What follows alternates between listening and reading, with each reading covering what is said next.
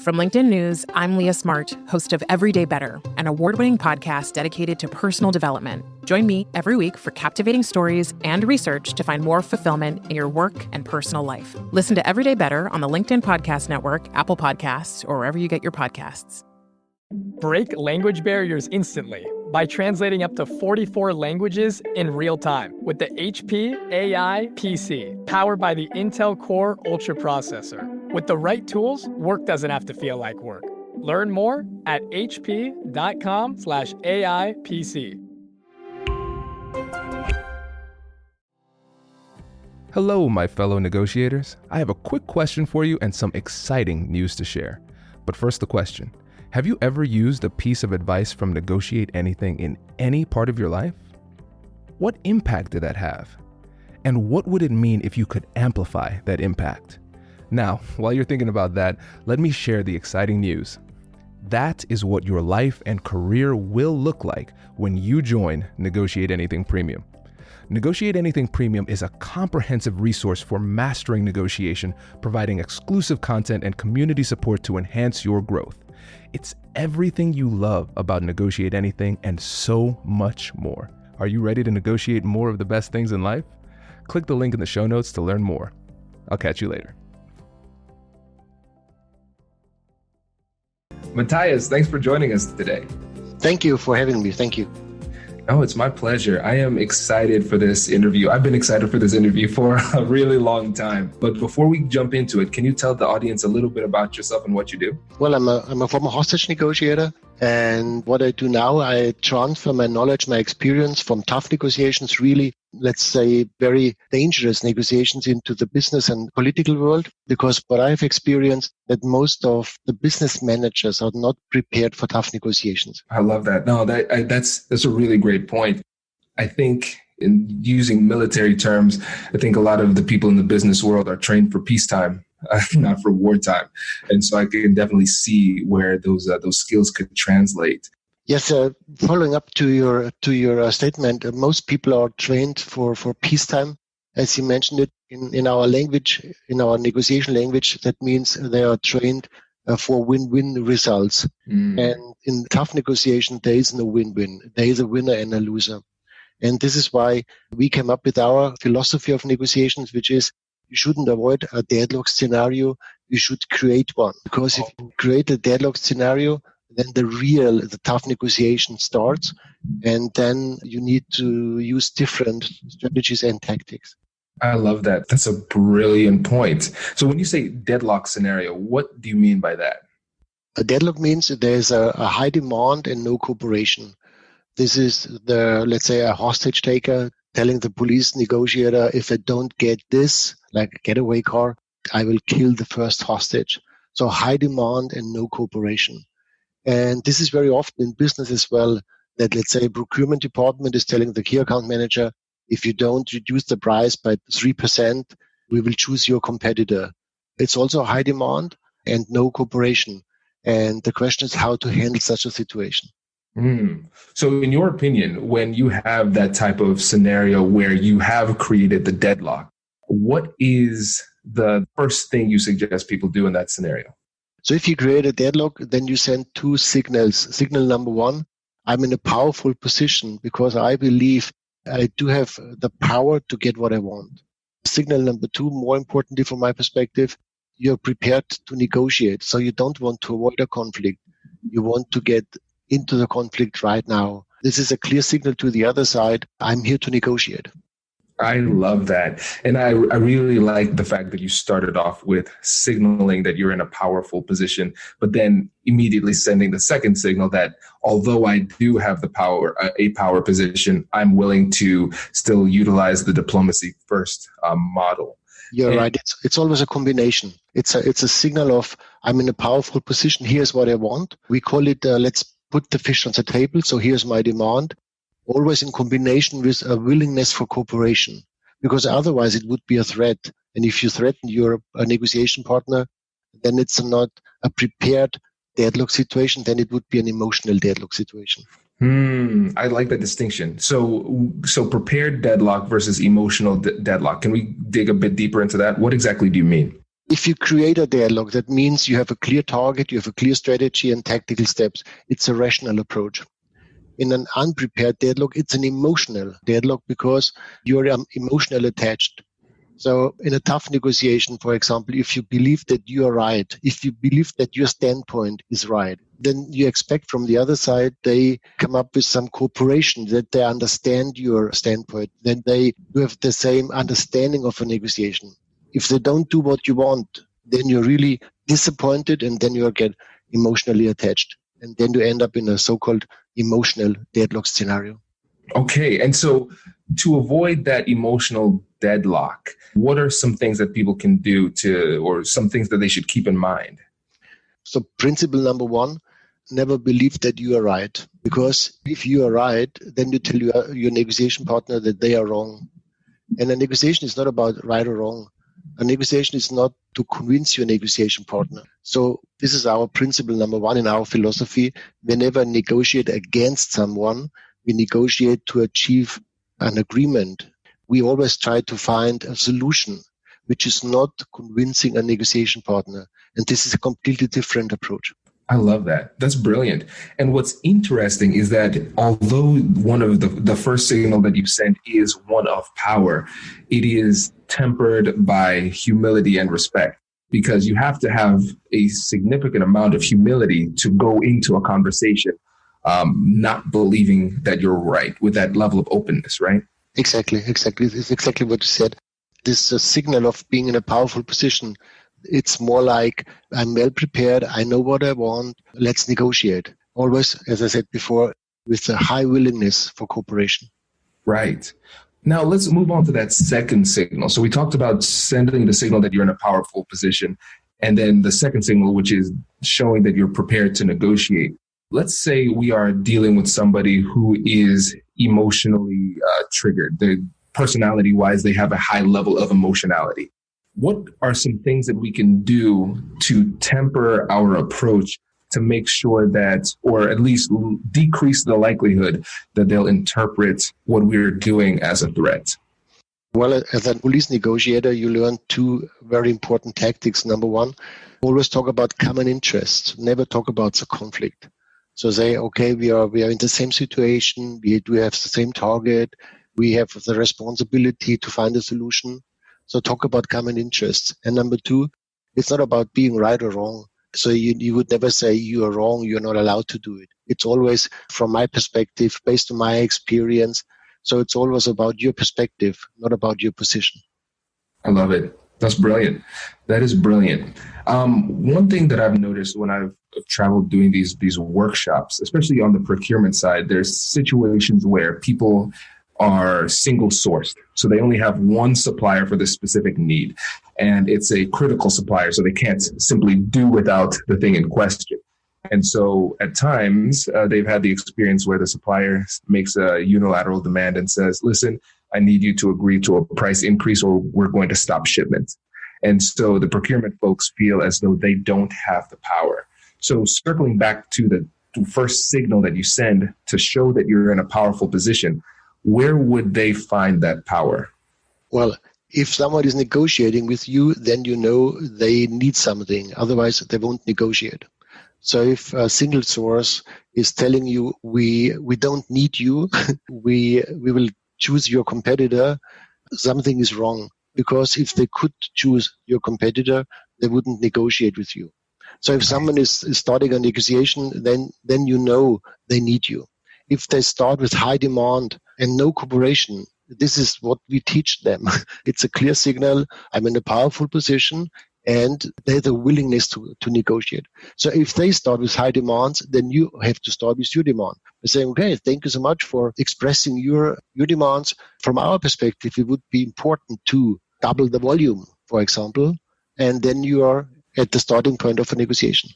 Okay, so the response isn't to respond in fear and kind of give into that threat. It's to find your powerful position and then respond in kind in a way, right? Exactly. If you give in or if you...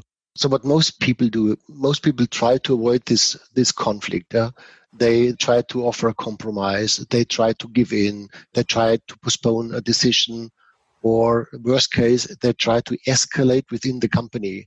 Like, I can't decide it by myself. I need to involve my top management. This is the wrong signal, because it's a signal I'm in a very weak position and I'm not ready to negotiate. You have to do exactly the other way around. By saying, okay, thank you for expressing your demand. And here's what I want. Let's get started. I've got a quick story for you. So I was at this keynote and I talked to a listener and he said, Kwame, I love the podcast, but my favorite part, man, I love those commercials. And I said, I don't think this is a true story. And now let me tell you about Negotiate Anything Premium, where you can listen to your favorite Negotiate Anything episodes ad-free. With a subscription to Premium, you can get access to more insights from your favorite experts and ad-free listening and extended episodes. Bonus, you'll also get access to exclusive episodes and personalized advice from yours truly. If you've been looking for an easy and affordable way to level up your skills and negotiate more of the best things in life, join our premium community. Now, for that gentleman in that fictional story, this ad's for you. And for the rest of you, I'll see you in premium. Introducing the HP AI PC, your powerful AI assistant. Easily search through personal files, gain valuable insights, and make smarter, more informed business decisions. Unlock the future of work today with the HP AI PC, powered by the Intel Core Ultra processor. With the right tools, work doesn't have to feel like work. Learn more at hp.com/AIPC.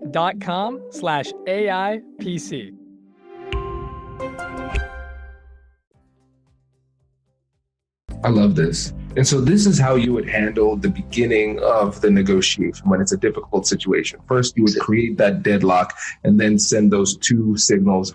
One, that you're in a powerful position. Two, that you're prepared to negotiate. What would you say is the next step? What happens in the middle game? In the middle game, it's about moving. There's the so-called principle of reciprocity. It's give and take. That means if the other party is moving a little bit, then you have to move as well. So if they offer, say, to focus on a 3-year instead of a 2-year contract, then you have to say, thank you. Both parties are focusing on a long-term agreement. Could we, in addition, ask for? And then you come up with your demand. So it's, if the ball is rolling, you need to keep the ball rolling. You have to always be in this willingness for cooperation. That means you always have to come up with a new demand. And this is why we, in our philosophy, we never prepare arguments for negotiation. We always prepare demands. If a negotiation partner, if they start to move, then you have to move as well with the demand, not with an argument, which is completely different. As a police negotiator, you start almost every negotiation in a deadlock. Because if you arrive as a police negotiator, the deadlock is already there. Like a hostage taker, if you don't do this, or someone is committing suicide, if I can see my wife, I will jump. So it's always a deadlock. So for a police negotiator, it's a standard situation. And one thing I wanted to get into as well, because I think this was a brilliant point, is the distinction between an argument and a demand. What is that distinction in your eyes? Well, an argument means I'm right. So if I say my product is better than the product from my competitor, is telling you I am right and you didn't see it. So I have to convince you that my product is better. If I say I want a 3-year contract instead of a 2-year contract, it's a demand. And with an argument, you can't negotiate because you have to accept it or not. It's just take it or leave it. It's not a negotiation. With a demand, I'm prepared to negotiate. So if I say, what about a 3-year contract? Then we offer you or I show you my willingness to negotiate. And this is why it's so important. And this is, from my perspective, one of the biggest mistakes in business. Most business negotiators, like in sales, key account managers, they are prepared to come up with an argument. That they are prepared to convince the negotiation partner, which is definitely wrong. A negotiation is not about convincing your partner. It's about reaching an agreement. And this is why you need demands and not arguments. That's brilliant. I think that's a brilliant distinction. And I can see why it's so important to take the time before these conversations to prepare. thoroughly and understand the way that you're going to approach it, because especially as humans, we have that tendency to get emotional when the stakes are high, especially if we're not familiar with this level of tension in a conversation. That emotionality will lead us to frame what we're saying in terms of arguments. It takes experience to frame it in terms of demands, because it's not the natural human tendency. You're right. You don't learn it in school or at university. You don't learn to formulate new demands and to negotiate. And as you said, if you're emotionally attached, if you believe you are right, then you try so hard to convince a negotiation partner that they have to understand that you're right.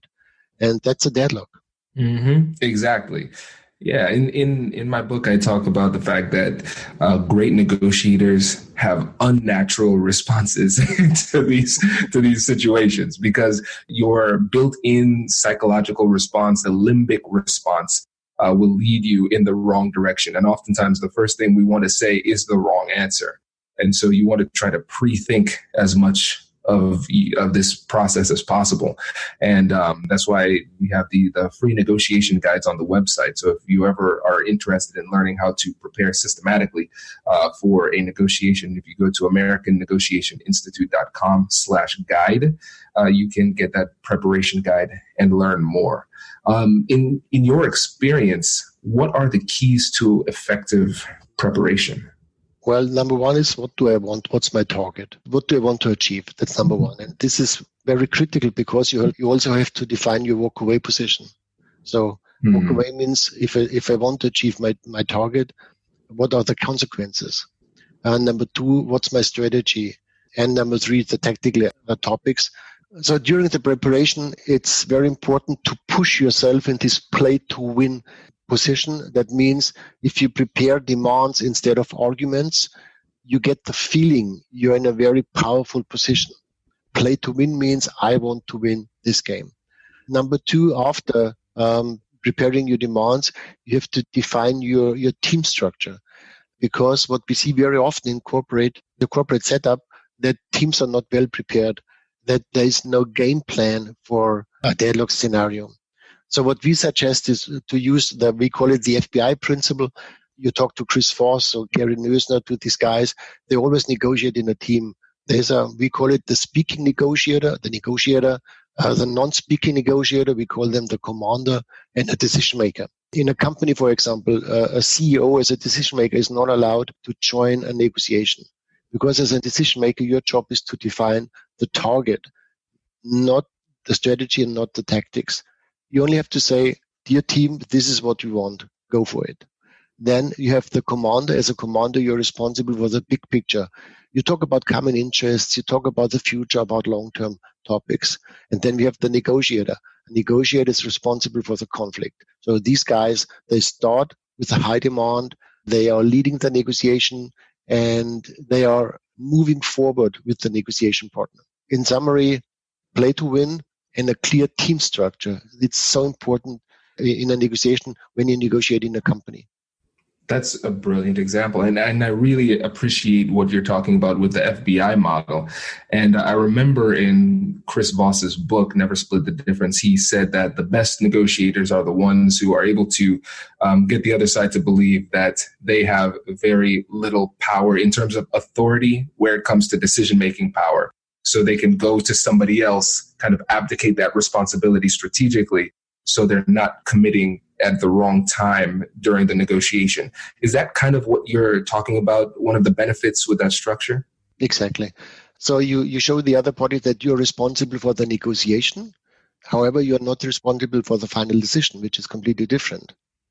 So as a negotiator, you have to make sure that you show your negotiation partner you are the right guy to get this done. So you have the full power to negotiate. Mm-hmm. And there's a decision-making process behind you. And it's so important, especially in the corporate community, never say a name, always focus on a process. So you shouldn't say, Mr. Miller is responsible for this negotiation. You should say our internal buying center. So always you have to come up with a process, not with an individual. This is great. And I'm seeing a few benefits. Now tell me if I'm on the right track or not. because we have the ability to put the decision-making power in the hands of somebody else. Making it a more of a nebulous target makes it difficult for them to circumvent you and find the person and negotiate around you. And then the other thing is, since it's again an ill-defined target from their perspective, from the outside looking in, you're not making anybody within your organization look bad, but it also sets the person up who is the negotiator or the commander at the negotiation table to use the common enemy approach to establish rapport. Oh, I wish I could do that, but the center that makes the decision within our decision-making process said no. I wish I could do that. So it's almost commiserating with the person on the other side. Exactly, you got it. Never say a name, because if it's an individual name, you allow them to call them. And, right. and then you lose your face, because then you show the other party you're just a messenger. From an individual to the other party. If you work in a corporate environment, people understand that there's an internal process, that there is an internal buying center, that the legal department, that they have concerns. So always come up with the process, never with an individual name. That's brilliant. And one distinction that you made that I thought was interesting was that the negotiator who's having the conversation makes it clear that they have the full authority to negotiate on behalf of the company. But the final decision is going to be made through this internal process. So how is it that you're able to demonstrate that you have the full authority to negotiate, even though the decision-making process is outside of your hands? So you, as a negotiator and a commander, you would start a negotiation. So coming back to your single source example, you would say, ladies and gentlemen, thank you so much. It's great to have you here to focus on our long-term oriented partnership based on our internal profitable compliance center. This deal needs to be profitable. This is why we need 3-year contract plus, and then you start the negotiation. Then it's a clear signal to the other side that you're well prepared, that everyone internally is aligned, and you have a clear target. And then you could always, if they're okay, then I will choose your competitor. And if they're threatening you, then you could always say, okay, well, let's focus on our common target today, which is reaching an agreement. And then you can always go back to this process, which you have to follow internally, which is a great tactic. So essentially what we're doing is the decision maker is the person who is laying out the goals, like you said. And then we introduce the commander at the table will introduce those goals essentially as an anchor at the beginning of the negotiation. And that is signaling the powerful position at the beginning of the negotiation. And then the negotiator at the table, their responsibility is to indicate clearly that we are here to negotiate. But it's interesting that how you can use the decision maker, the words of the decision maker at the beginning to anchor the discussion in a way that's favorable to you in order to frame and set the reference point for the rest of the conversation. Exactly. And so you send 2 signals. Number 1, I'm well prepared. And more importantly, number 2, I'm internally completely aligned. So don't try to negotiate behind my back, because it won't work. Because you don't know a lot about my internal process, because it's an internal profitable compliance, whatever process. Yeah, this is great. This is brilliant. I tell you, Matthias, if this is a sample of what people can get at the END conference in November in New York, I think this is a pretty good pitch. Well, based on my experience, I'm a former hostage negotiator, and I'm in business since more than 15 years. And with our institute in Zurich, we support a lot of companies worldwide, global companies. And we do have an office in New York and in Hong Kong. And so we know the global negotiation process very well. And translating the knowledge from a police negotiation into the business negotiation, it's so helpful, because as I mentioned it before, most negotiators in business, they have no idea about how to handle a deadlock situation. They are not trained. They are not prepared. Because what they have learned is win-win. And win-win is great. It's fantastic. If both parties have the willingness to reach a win-win agreement, if one party don't believe in win-win, if they think, okay, this is what I want, like a single source, then you have to change your strategy. Absolutely. And I think that's a critical thing that people need to recognize. I see it in the legal world too, as an attorney, in mediations as well. A lot of times people make the mistake of believing that win-win is the rule, but in reality, win-win is a tool. You can go into the negotiation and use that tool possibly as the right answer that could help you in this negotiation. But like you said, in some of these more difficult negotiations, if you are playing by the rule of win-win and somebody else is playing by the rule of I win, it's going to turn out very, very poorly for you. Yes, exactly. And I agree completely. So win-win from our perspective is for the 95% of your business negotiations, because mostly you trust your negotiation partner, you try to achieve win-win for a long term. And there are 5% which when your negotiation partner is not following the principles, where they think, okay, I want to win, and you have to lose. And the problem is if one party is win-lose oriented and the other one is win-win, if you're win-win, then you definitely lose this negotiation, because you always believe they have to come back. They have to offer more cooperation. They have to have the same understanding of fairness, but they haven't. That's why, based on our experience, it's always better to start with high demands, sending a clear signal, and then in the second step, let's focus on win-win. Only if the other party is also coming up with this willingness. Right. And what is really interesting, and I think is incredibly important for people to understand with the approach that you're saying, it's not a scenario where it's unnecessarily aggressive or abrasive. And a lot of times, if the other person is approaching it in terms of I win, you lose, it's not going to be as obvious. If they're good negotiators, they're going to conceal the fact that they're trying to run the table on you, and they'll seem friendly. And it's those friendly, tough people that are the most dangerous in these negotiation scenarios, because they can take everything that you want and make you like you. Exactly. Yeah, it's tough. And I'm sure you met some former police negotiators already. These guys are always extremely friendly and tough. And this is what you need in business as well. You need this combination. You need to be very respectful, very friendly, charming, and you need to know what you want. This is the right approach also in business negotiations. Right. This is great. Well, one thing that I've recognized is throughout this conversation is that this is not going to be the last time that you're on the show, Matthias. I appreciate it. This was really fun.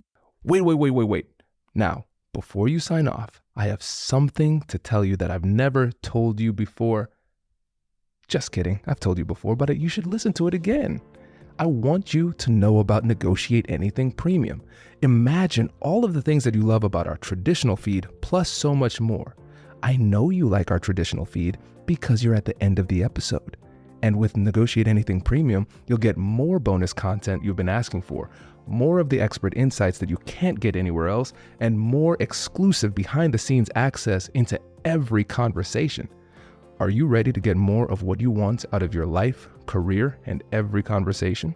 With Negotiate Anything Premium, you'll have access to more high-level, custom-designed content and insights, giving you the tools you need to negotiate higher salaries, better deals, and better relationships in your life and career. Once I had a listener share that Negotiate Anything helped her to negotiate a $53,000 raise. Could this be you? What would that mean for your life? I've seen firsthand the impact this model has had on my life and the lives of my corporate clients, and I am confident that it can do the same for you. Are you ready to negotiate more of the best things in life? Click the link in the show notes to learn more. I'll catch you later.